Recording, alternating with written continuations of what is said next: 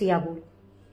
पहलगाम में घटी घटना ने हम सबको एक बार विचार करने पर मजबूर कर दिया है कि क्या हिंदू होना कोई पाप है? अगर हम हिंदू हैं तो क्या ये हमारा कोई दोष है जिसके कारण हमें कभी आने वाले समय में ऐसे ही दृश्य का सामना करना पड़े जो आज बंगाल में, मुर्शिदाबाद में या फिर पहलगाम में जो घटना घटी है? उनसे पूछकर मारा गया कि क्या तुम हिंदू हो या मुस्लिम हो। अब प्रश्न ये है कि इतना सब कुछ होने के बाद भी जो सो कॉल्ड सेक्युलरवादी हैं, उनका कहना है कि इस घटना के बीच में धर्म को मत लाइए। मेरा प्रश्न उनसे ये है कि धर्म को हम बीच में लेकर कहाँ आ रहे हैं? धर्म पूछकर उन्होंने गोली मारी है, ना किसी से नाम पूछा है, ना उसकी जाति पूछी है, पूछा है तो उसका धर्म कि तुम हिंदू हो या मुस्लिम हो। तो धर्म लेकर वो बीच में आए और धर्म पूछकर उन्होंने उन पर आघात किया, उनको गोली मारी। और इसके बाद भी आप कह रहे हैं कि आतंकवाद का कोई धर्म नहीं होता है।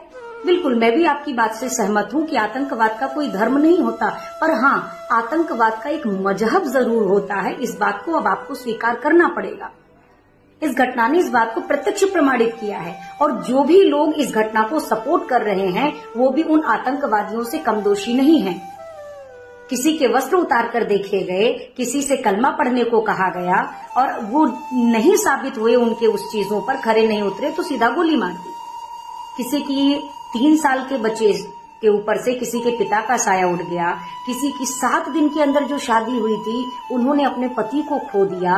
किसी का पिता चला गया और इसके बाद भी हम सेकुलरवादी बनकर बैठे हुए हैं और हम कह रहे हैं इसके बीच में धर्म मत लाइए। यहाँ पर ऐसा मुद्दा नहीं है। कोई सेना को दोष दे रहा है, कोई राजनेताओं को दोष दे रहा है। दोष इसमें किसी और का नहीं है।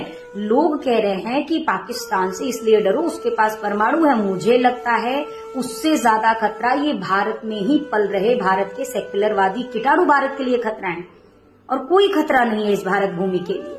और हिंदुओं, अब आपके लिए जागने का समय है। अगर अब आप नहीं जगे तो आपको फिर कभी जागने का अवसर नहीं मिलेगा।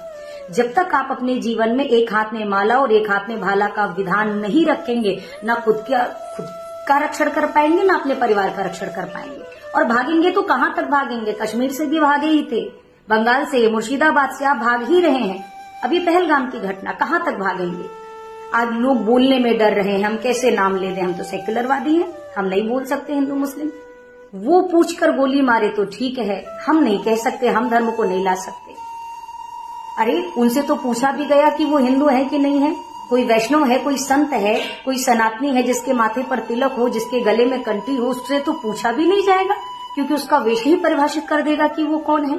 तो ऐसे लोगों को तो बोलने का भी अवसर नहीं मिलेगा। तो हम क्या करें ऐसे अवसर?